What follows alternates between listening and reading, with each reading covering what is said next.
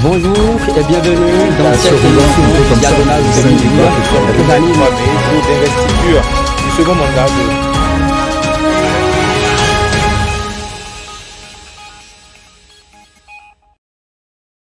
Mesdames et messieurs, bonjour et bienvenue sur votre émission Diagonale. Nous recevons Jules Léandre Kitty, acteur politique, membre du parti Bloc républicain. Il s'agit bien entendu de l'un des deux grands blocs de la mouvance présidentielle. Jules Léandre Kitty est sur ce plateau pour commenter avec nous l'actualité socio-politique très abondante de ces derniers jours au Bénin. La reconfiguration des partis politiques, les jeux de fusion, la crise des démissions, la création tous azimuts de nouveaux partis au sein de l'opposition, la production législative à polémique, mais en faveur des femmes, et bien entendu, d'autres sujets seront au menu de nos échanges. Jules Léandre Kitty, bonjour et merci de répondre présent à mon invitation. Bonjour Joël Toubé, bonjour Paul, bonjour aux amis téléspectateurs, aux amis internautes de B-News. Alors j'anime cette émission avec Paul Dalangbe. Paul, bonjour. Bonjour Joël Toubé.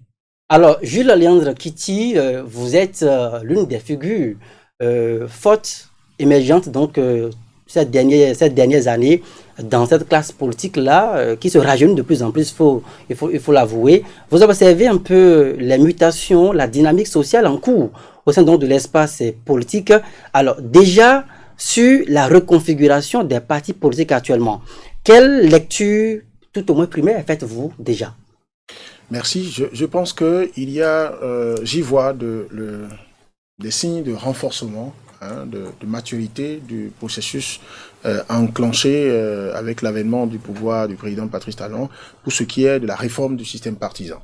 Je parle de renforcement parce que, vous voyez, lorsque ça a été annoncé, c'est vrai, beaucoup d'années avant, on parlait beaucoup plus de renouvellement de la classe politique, de rajeunissement, et après la réforme du système partisan qui a intégré un certain nombre de facteurs qui concourent à régler par exemple la question de transhumance, la question d'un très grand de nombre pléthorique des partis politiques, la question d'idéologie, la question de la taille des partis politiques. Eh bien, on a fait une expérience. Vous voyez, après le premier mandat du président Patrice Talon, on a observé que, contrairement à ceux qui pensaient que le seul objectif était de réduire le nombre de partis politiques, on s'est rendu compte que oui, ça impacte d'autres volets de la vie politique, de l'animation de la vie politique et de la perception du rapport qu'il y a entre le peuple électeur, le peuple et puis les acteurs politiques. Entre ces deux acteurs entre lesquels il y avait un fossé très grand.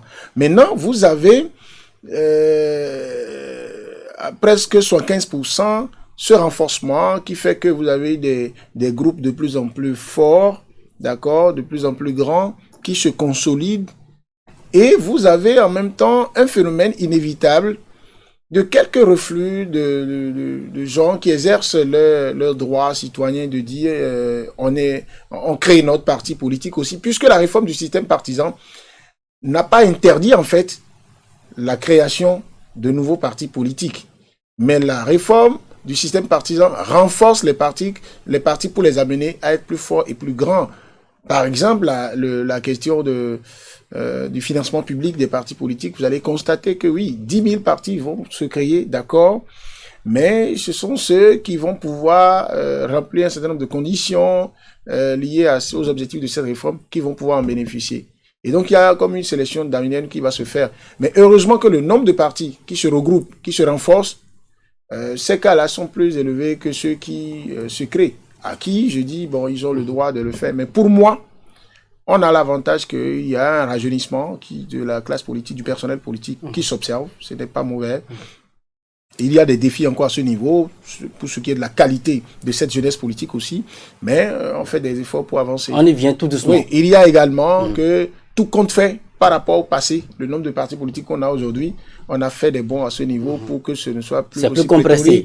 Et aujourd'hui, est-ce qu'on peut compter au moins 1 à 2 ou 3 partis politiques plus ou moins solides dans le parti? La réponse est oui. Et donc, je pense que on ne peut pas faire des omelettes sans casser des œufs. Et ensuite, on ne peut pas vouloir que tous les résultats soient atteints et les objectifs soient atteints à 100% par rapport à la réforme. Donc Alors, pour moi, c'est positif. Alors, très bien, c'est positif, dites-vous. Alors, Jules Léandre Kitty, on vous connaît comme un acteur politique majeur, très proche donc de, on le dit comme ça, de l'ex-présidente de ce qui était le parti Union démocratique pour un Bénin nouveau, l'UDBN. Justement, dans ce jeu donc de fusion, de reconfiguration, l'UDBN a fini, je le dis comme ça, a fini par accepter se fusionner avec le bloc républicain. Il y a quelques jours, on a reçu sur ce même plateau l'un de vos anciens camarades, Gédas Aizano, qui fut le secrétaire général adjoint de ce parti avant donc sa démission, qui exprimait que cela faisait partie de ses recommandations, mais il n'avait pas été écouté et ce fut l'un des motifs pour lesquels il avait donc claqué la porte. Est-ce qu'aujourd'hui on peut dire que vous n'étiez pas un visionnaire comme cet ancien camarade politique? D'accord, je vais vous répondre et de façon très frontale et en prenant deux précautions, en vous rappelant que je souhaite de tout mon cœur que ce que je vais dire là, M. Gédas Aizano ou d'autres personnes proches de lui soient capables de leur vie de me démontrer le contraire, parce que j'ai la preuve de ce que je vais dire. Ensuite, souhaiter que vraiment que ceux qui sont jeunes acteurs politiques comme moi m'en excusent, je ne prends pas du plaisir à tacler un jeune politique comme moi, parce que l'avenir politique, c'est pour nous. Monsieur Gédas Aizano, un ancien camarade de l'UDBN, et qui a rompu ses amarres avec l'UDBN depuis un bon moment, a dit, de ses propos, vous avez retenu que la raison pour laquelle il a dû claquer la porte, c'est qu'il proposait, entre autres, qu'on aille en fusion avec un autre bloc et qu'il n'a pas été écouté. Et qu'il a même insisté. Il a même montré qu'il a recherché l'effet de victimisation. C'est comme si on l'a voué aux gémonies parce qu'il proposait ça. Je vous regarde droit dans les yeux pour vous dire c'est faux. En plus d'être faux, en plus de tout ce qu'il n'a pas proposé ça, il a proposé le contraire. Comment? Expliquez-nous. Monsieur Gédas Aizano, de par des propos tenus devant moi, de pas des suggestions faites avec insistance à la présidente de l'UDBN, en ce temps, Mme Claudine Afchabi-Ponencho, qui vit encore, a dit que lui, si on devrait aller fusionner avec BR ou UP, il préfère arrêter la carrière politique. Il a dit ça, il a écrit ça, et noir sur blanc. Mais c'est pas ce qu'il a dit sur nos plateaux il y a quelques jours. Donc je constate avec vous, moi je vous dis, j'ai la preuve de ce que il a dit, ce que je viens de vous dire. Et j'ai la possibilité de vous le fournir. Il a dit s'il faut que, en disant à la première personnalité du parti, s'il faut aller en fusion avec BR ou IP, lui préfère arrêter la carrière politique, en tout cas pour le moment en son temps. Ce qu'il suggérait pour la survie de l'UDBN, c'était que nous puissions tacler de façon régulière BR et UP. Il lui est arrivé, dans sa position de porte-parole en ce moment, de prendre des initiatives avec insistance pour dire il faut des sorties médiatiques, il faut la visibilité, mais il faut tacler. Il s'offusquait régulièrement de ce que le parti affichait tout le temps son soutien au chef de l'État, pendant que les autres blocs, eux, ils jouissaient du pouvoir. Et donc la priorité devrait être pour l'UDBN de marquer quand même des allures, de prendre des allures presque indépendantistes. À un moment donné, ça a été ressenti au niveau du parti politique de certains responsables, en tout cas, comme une manière même de tenter de pousser le parti politique vers l'opposition, alors que ce n'est pas l'option faite par le parti. Donc la présidente, Mme Claudine Ponencho, à son corps défendant, a tout le temps joué aux sapeurs-pompiers pour le canaliser. Ces aspirations, ces points de vue en ce moment, n'étaient pas de la catastrophe en soi, non. Au sein d'un parti politique, des responsables peuvent se réunir et dire c'est l'option que nous avons faite. Nous avons décidé de soutenir le chef de l'État, de soutenir son action. Nous sommes avec lui. Nous avons choisi courageusement d'être nous-mêmes. Ça a un prix. La preuve au bout du rouleau, le chef de l'État a reconnu les mérites de ce parti politique comme étant des gens qui sont vrais et sincères dans leur... Mais quelqu'un de l'intérieur peut dire, moi je pense le contraire. Après, quand le groupe décide, on observe ce qu'on appelle la discipline de groupe, n'est-ce pas? Mais le péché n'est pas encore là. Le péché, c'est que celui-là ouvre de sa vie un jour, de son propre chef, un débat où il vient dire qu'il a proposé totalement le contraire. Et là où il y a un opportunisme de mauvaise aloi, presque une mauvaise foi, c'est que il lance une campagne médiatique presque au moment où le parti, après un parcours dont il est très fier, l'UDBN, dont nous sommes très fiers, décide objectivement, après dans des négociations âpres et très vraies, où il y a respect mutuel, où on a discuté d'égal à égal, décide d'aller en fusion avec un parti politique, le bloc républicain, en faisant une fusion-absorption où on se met ensemble, mais le véhicule, c'est le bloc républicain, avec des engagements par rapport à l'intégration des membres de l'UDBN aussi. C'est en ce moment qu'il trouve qu'il faut se refaire une virginité politique, et il ne peut, on dirait qu'il ne peut pas vivre politiquement, ou il ne peut pas exister politiquement sans s'accrocher à l'image de l'UDBN, sans tacler l'UDBN. Je ne sais à quelle logique de communication politique ça répond. Maintenant, qu'il vous ait dit, non seulement il n'a pas proposé ça, deux, il a proposé le contraire, en jurant que si ça doit se faire, c'est que lui, il arrête la carrière politique d'abord. Mais qu'il vous dise que c'est la raison pour laquelle il a claqué la porte, là encore, il n'y a pas autre chose, c'est le contraire de la réalité, donc c'est faux, donc c'est du mensonge. Et je vous dis ce qui s'est passé. Allez-y. Ce qui s'est passé, c'est que M. Aïzanon, tout en faisant, moi je lui connaissais les qualités de quelqu'un qui disait ce qu'il pensait dans les débats et tout, et après on s'entend. Mais il était candidat aux élections communales de 2020 à la ville de Parakou. Sur la liste de l'UDBN. Vous voyez, quand vous savez, quand il dit dans ses propos, par exemple, que lui il savait que l'UDBN ne pouvait pas continuer à survivre comme ça, et qu'il proposait qu'on aille... moi, par exemple, l'éducation que j'ai reçue, je ne m'inscris pas dans une machine à peine.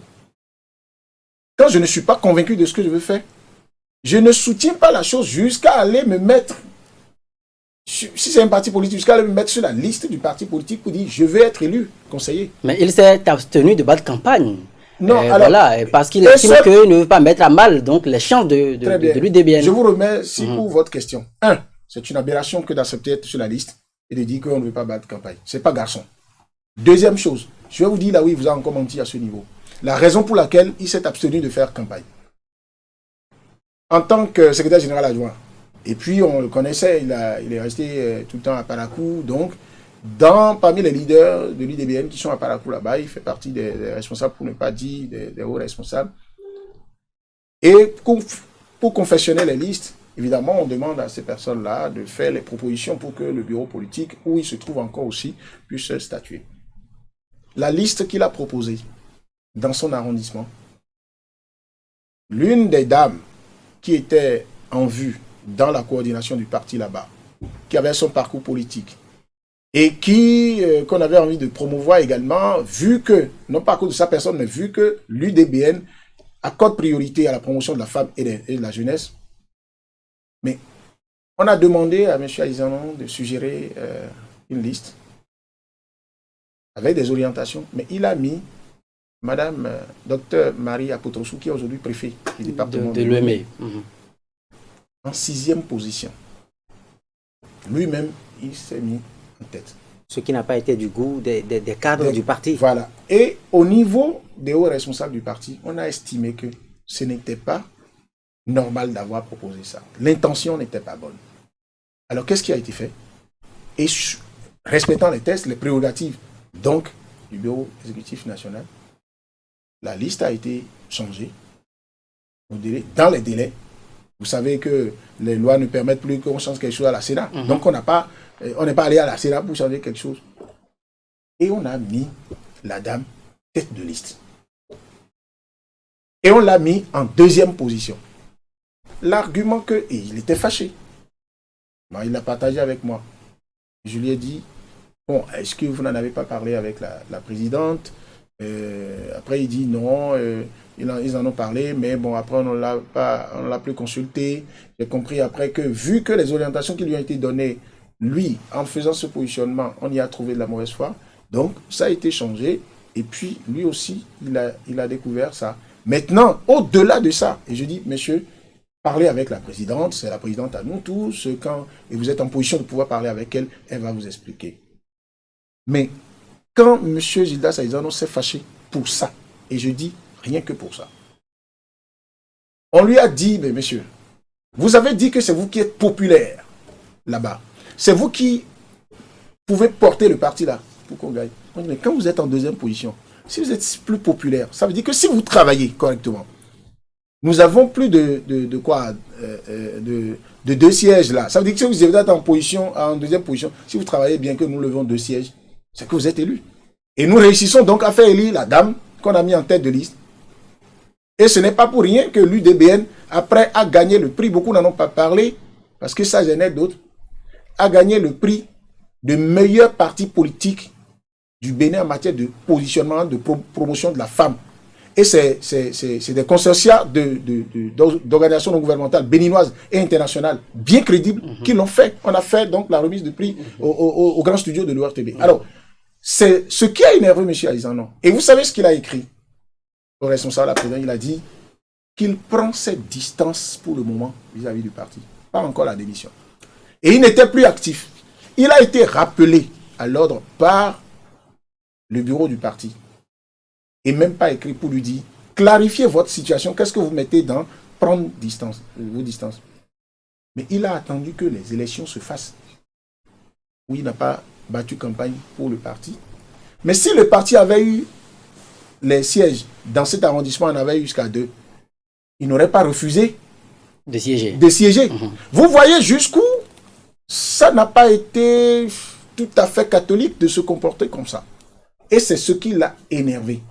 Et bien après, sous cette pression de dire qu'est-ce qu'il fait par rapport au parti, parce qu'on ne veut pas quelqu'un qui crée un flou artistique, il a fini par quitter le parti. Et depuis ce temps, quand il a quitté le parti, bien de temps après, il est passé sur une chaîne de télévision pour oser dire, et parce que l'histoire pour montrer que M. Aizano, malheureusement, a préféré le mensonge pour résister politiquement, il est allé dire une fois sur une chaîne de télévision que Mme Claudine Prudencio n'a été pour rien dans sa nomination au poste de conseiller technique aux médias du ministre de la Communication. Alors que j'ai ici, que je peux vous montrer, le message par lequel lui-même il raconte tout le processus. Comment la dame lui en a parlé, la présidente. Comment il doit ça à la présidente. Comment il remercie la présidente. Il prend l'engagement d'être loyal et tout. Pour moi, ce que je déplore, vous savez, la vie politique est dynamique. Mais on peut s'abstenir de dire quelque chose, de faire quelque chose et d'aller déclarer totalement le contraire après parce que simplement on veut nuire à quelqu'un ou bien simplement on estime que sans nuire à l'autre, l'image de l'autre, on ne peut pas exister. Monsieur Aizano, c'est un citoyen béninois. Il continue de jouir des droits, de ses droits civiques et politiques. Et il est libre d'aller dans la formation politique qu'il veut, qui lui plaît. Donc, je ne comprends pas pourquoi, depuis ce temps, il ne dit rien. Maintenant, UDBN fait fusion avec le Bloc républicain pour être unique, donc Bloc républicain. Et il vient, toutes les sorties qu'il fait, regardez, c'est de l'UDBN il a envie de parler. Il veut donner des leçons. C'est lui qui veut dire pourquoi on s'est entêté pour aller avoir 2%.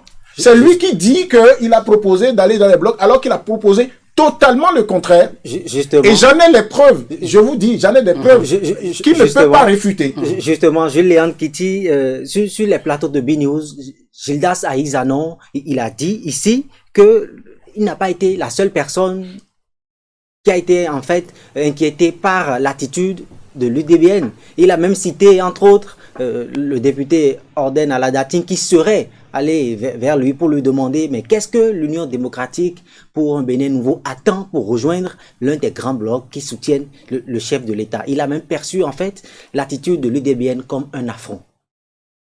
Un affront à la dynamique tracée par le chef de l'État. Non, je pense que, disons-nous très clairement les choses, et ça n'est pas pour manquer de respect aux gens.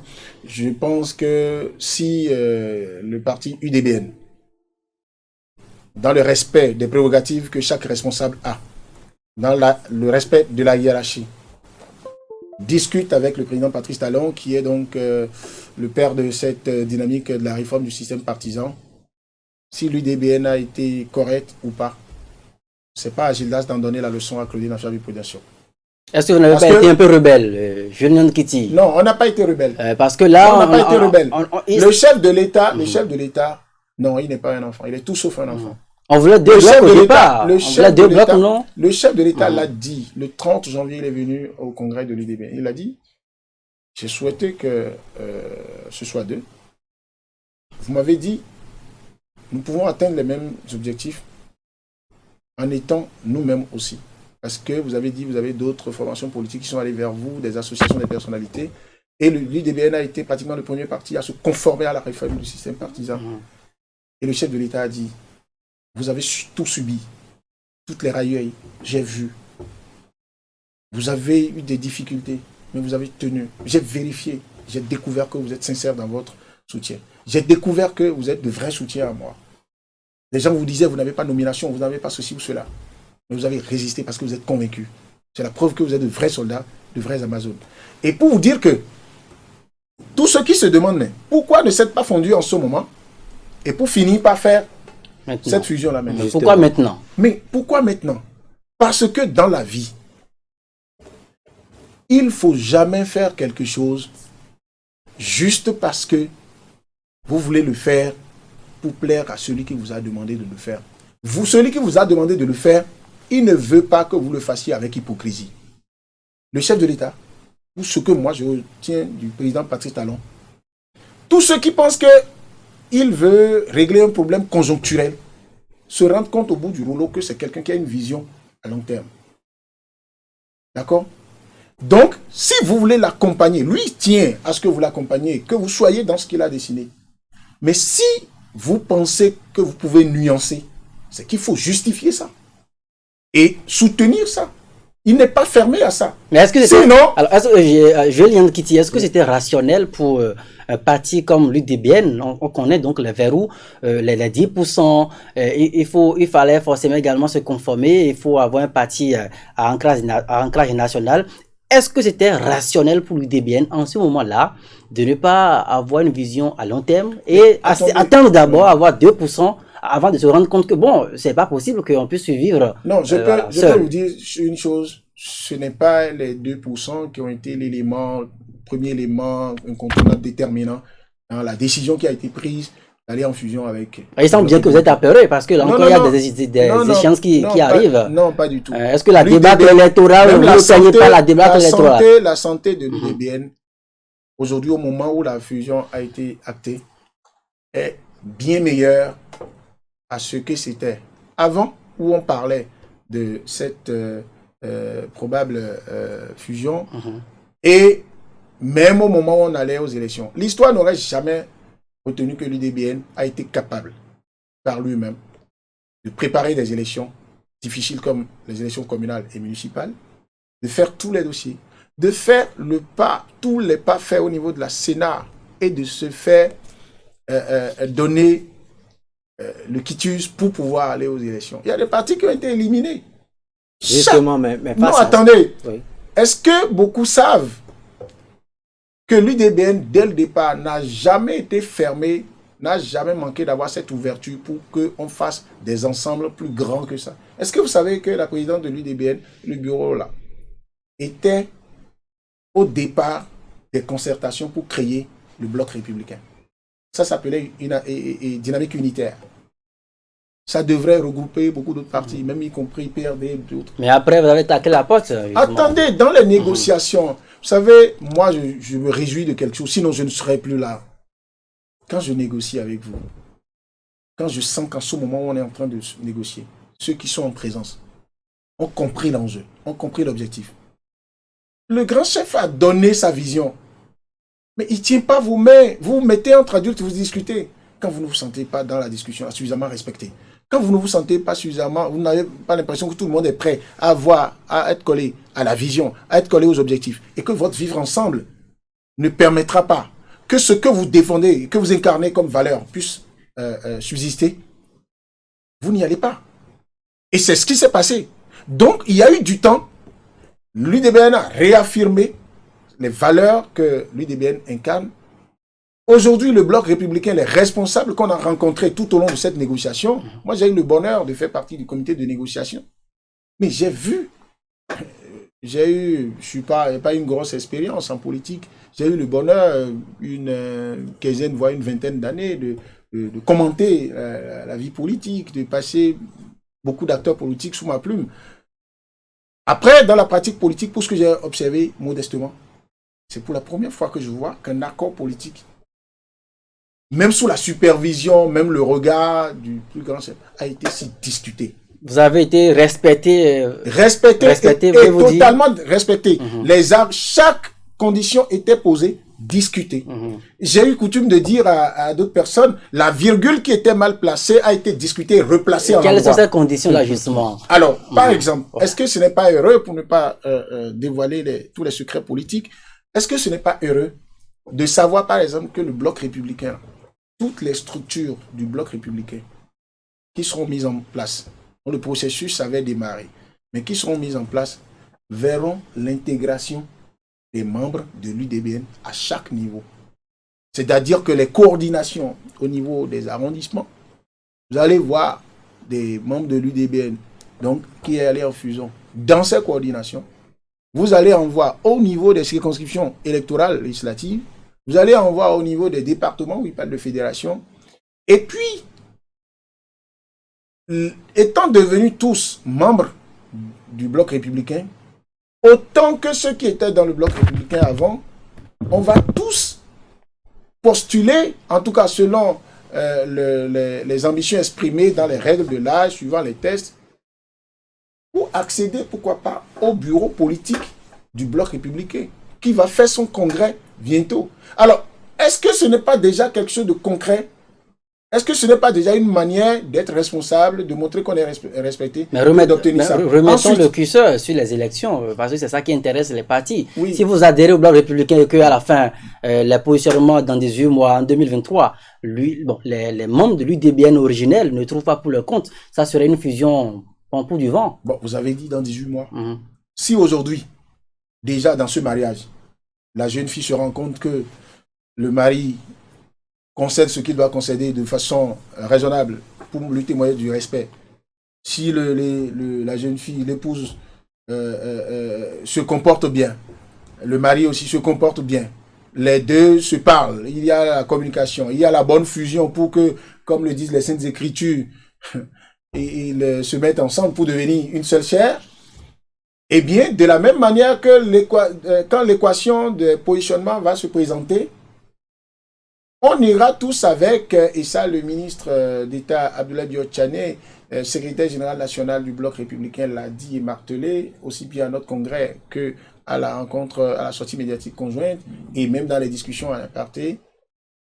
Au finish, on travaillera à ce qu'il n'y ait pas anciens et nouveaux membres BR. Ça veut dire qu'on partira avec les mêmes chances. Et maintenant, comment ces chances vont devenir égales alors que quelqu'un était là et vous avez mis les deux partis ensemble et c'est quand même le bloc républicain qui est resté comme identité. Celui-là, c'est humain, qu'il veuille dire, bon, moi j'étais là avant. Et ça veut dire que le membre de l'UDBN qui est devenu bloc républicain lui-même, ça veut dire que lui-même, il doit continuer à montrer qu'il est sérieux. Il doit continuer à montrer qu'il est fort. Ensemble avec les autres. Vous pensez que si vous êtes véritablement fort, d'accord? Si vous êtes, c'est vous qui allez faire gagner les élections. Qu'est-ce que le bloc républicain veut? La présidente du Haut Conseil du l'UDBN, l'honorable Claudine Avjabi-Prudencio, et le ministre d'État Abdoulaye Biot Tchané, secrétaire général national du bloc républicain, ont affirmé, martelé quelque chose. L'objectif, c'est très clair. Tous ceux qui veulent l'entendre n'ont qu'à l'entendre. C'est de faire du bloc républicain la première force politique du Bénin. Donc l'UDBN vient, un peu comme, pour travailler à changer de rang au bloc républicain. Ça veut dire que l'UDBN... Vous voulez détrôner l'UPI.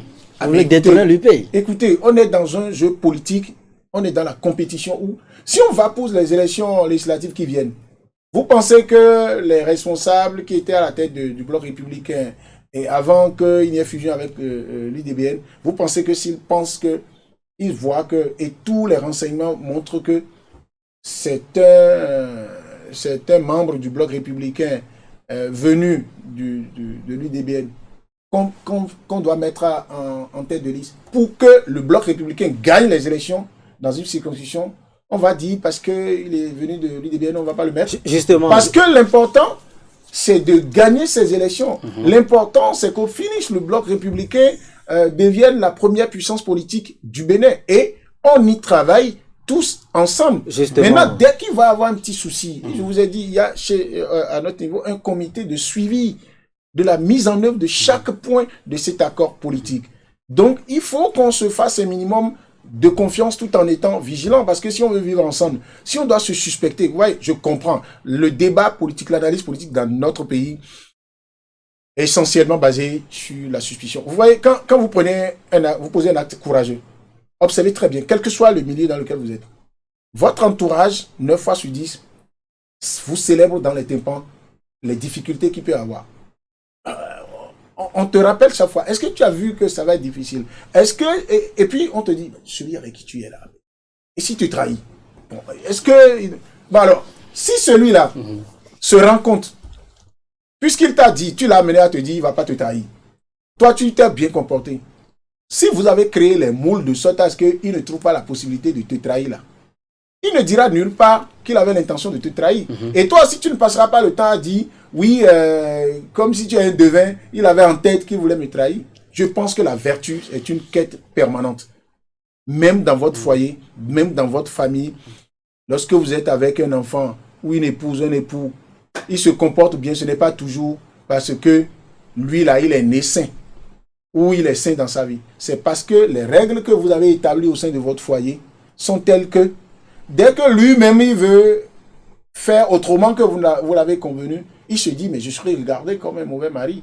Et les conditions sont telles que je serai mis en difficulté. Julien Kitty, de règles, parlez-vous. Les élections législatives de 2023 sont plus que imminentes. Est-ce que dans les jeux de positionnement, l'UDBN va accepter, s'effacer pour que les leaders du bloc républicain qui étaient quand même là puissent faire le jeu? En 2023, il n'y aura plus d'UDBN et du bloc républicain à part.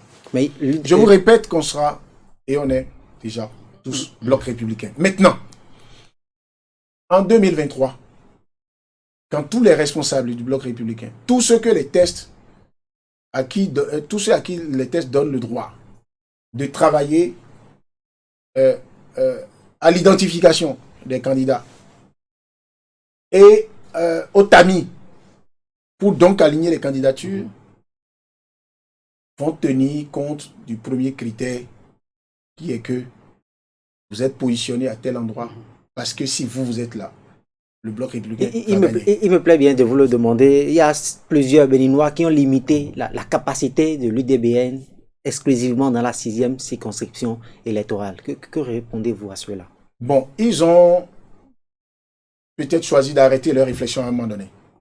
Au départ, ils n'ont pas tort de dire que dans la 6e circonscription électorale, l'UDBN est incontournable. Je m'en réjouis même. Mais les chiffres des dernières communales ne leur donnent-ils pas raison? Non. Les chiffres des dernières communales ne leur donnent pas raison. Et si vous ouvrez cette page, on fera le débat, mais je risque... Voilà, nous sommes pratiquement à la fin, on a encore 3 minutes à passer ensemble. Si dans la 6e, l'UDBN continue d'être incontournable, c'est une bonne chose. Mais aujourd'hui, même avec les chiffres des communales là, dont vous parlez, parce que les 2% là, c'est quoi? C'est un pourcentage au plan national attribué par la Sénat à l'UDBN. Mais il y a certainement une dominance dans une localité. C'est comme ça pour tout acteur politique. Oui, maintenant, même avec ces chiffres-là, il y a des zones en dehors de la 6e circonscription électorale, dans la partie méridionale, comme dans le septentrion, où l'UDBN a fait des chiffres qui ont étonné les gens. Il y en a qui ont été révélés au cours même de ces négociations-là. Est-ce que vous savez que l'UDBN a levé des sièges dans beaucoup de régions, même en dehors de la 6e? Les ces conseillers-là n'ont pas siégé parce que, au plan national, Vous n'avez pas dit il fallait se faire obtenir. Très bien. Alors, Jules Léandre Akiti. Il faut être accrédité. Voilà. Il faut être crédité, pardon. Il faut être crédité Oui. de 10% au moins pour que ces conseillers-là Puissent siéger. puissent Alors, siéger. Jules Et Léandre. donc, pour moi, aujourd'hui, Oui. l'UDBN, Mhm. qui a fusionné avec le Bloc républicain, un parti national, d'accord, mais qui a ces zones d'exclusivité, ces zones de grande influence, ces zones où il fait du 50-50 avec les autres formations politiques, ces zones de faiblesse où on travaillait à les renforcer parce que la mobilisation continue très bien. pour les partis politiques. Alors, Jules Léandre Akiti, Akiti, nous allons sortir donc de cette émission puisque le temps imparti à cette émission est presque donc arrivé à son terme. Il y a quelques semaines, votre présidente, l'honorable Claudine Afiavi Prudencio, a été promue, nommée donc à la tête de l'Institut national de la femme, l'INF désormais. Et disons, coïncidence pour coïncidence, il y a ces derniers jours une production législative très abondante en faveur des femmes, la loi sur les infractions commises à raison du genre, la loi donc sur la légalisation de l'avortement et bien d'autres dispositions pour protéger la femme. On a entendu rapidement la présidente qui a pris une position cette semaine disant que son institut entendait prendre appui sur ce nouveau cadre législatif pour pouvoir mieux protéger la femme au Bénin. Ça sera votre mot de conclusion. Quelle lecture faites-vous? J'estime que vous êtes déjà très heureux de cette promotion. Ben oui, très heureux parce que, vous savez, l'Institut national de la femme, tel que pensé et conçu par le président de la République, le gouvernement et son gouvernement, vraiment c'est une grosse innovation. Les attributions et cette volonté politique de remettre la femme au cœur du processus de développement avec l'installation de cet institut. Et à la tête, il fallait, dans cette vision-là, une personnalité, d'accord, qui politiquement et socialement incarne donc ce leadership féminin, qui puisse mettre tout le monde d'accord. Et que le choix soit porté sur Madame Claudine Afiavi Prudencio, pour quelqu'un comme moi qui est à ses côtés, je m'en réjouis. Et au même moment que je regarde que c'est une lourde responsabilité, elle en est habituée et consciente. Alors, sur cet arsenal juridique qui devrait désormais gouverner toutes les opérations de protection sociale de la femme et de la fille, eh bien, je pense qu'il faut s'en réjouir. On peut faire après tous les débats, les polémiques sur des articles donnés selon ses sensibilités, mais il faut s'en réjouir. Et il faut déjà constater que c'est du ressort d'un gouvernement responsable que d'estimer que pour lutter contre tel ou tel fléau, il faut compléter, il faut modifier ou renforcer la législation. Et c'est pourquoi ça a été un projet de loi. D'accord, une série de projets de loi, donc venus du gouvernement et exprimant sa volonté. Les parlementaires ont discuté âprement et ont estimé que, bon voilà, avec les modifications qu'ils ont pu opérer, il faut adopter ces lois. Ces lois, si l'Institut est installé avec toutes ces prérogatives-là et avec les moyens qui seront donnés à l'Institut, on peut quand même avoir des garanties que, aux côtés des autres institutions de la République, l'Institut jouera de sorte à ce que rien ne se fasse à l'aveuglette. Ça veut dire que les lois, là, dans leur application, tiendront compte. Hein, l'Institut, par exemple, travaillera aux côtés des autres institutions à ce que tous les acteurs, victimes ou présumés auteurs de tel ou tel acte, qu'il y ait un encadrement, un accompagnement qui fasse que la justice soit au service de la société. Merci. Et que, surtout, et il y a des cas qui vous montrent aujourd'hui, que pour ne prendre que l'exemple du processus d'autonomisation financière de la femme, ça peut permettre de lutter même contre les violences basées sur le genre. Vous savez, une femme qui est économiquement épanouie, mais qui respecte également son conjoint et qui s'occupe de sa famille, elle est moins vulnérable face à ces genres de violences qu'une femme qui ne fait rien. On reviendra sans doute à d'autres occasions. En fait, donc le débat de fond, on vous aura donc il y aura de la vulgarisation, ça permettra qu'on puisse expliquer à la population le fond de la loi. De ça. Merci à vous, Jules Léandre Akiti. Je rappelle que vous êtes un acteur politique. Vous êtes membre du parti Bloc républicain. Vous étiez donc sur ce plateau pour commenter avec nous l'actualité socio-politique de ces derniers jours au Bénin. On a parlé donc de ces jeux de fusion, l'UDBN avec le BR, et puis également de cette crise de démission, la réforme du système partisan et bien entendu les nouvelles lois qui ont été votées au Parlement, la 8e législature pour encadrer et protéger la femme béninoise. Merci à vous, Paul Damaboué. Merci, Joël Choué. Et c'est la fin de ce numéro de votre émission Diagonale. Merci de nous avoir suivis. On se retrouve très prochainement pour d'autres numéros. D'ici là, portez-vous bien.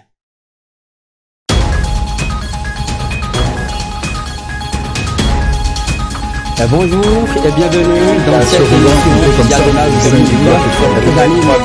d'investiture du second mandat de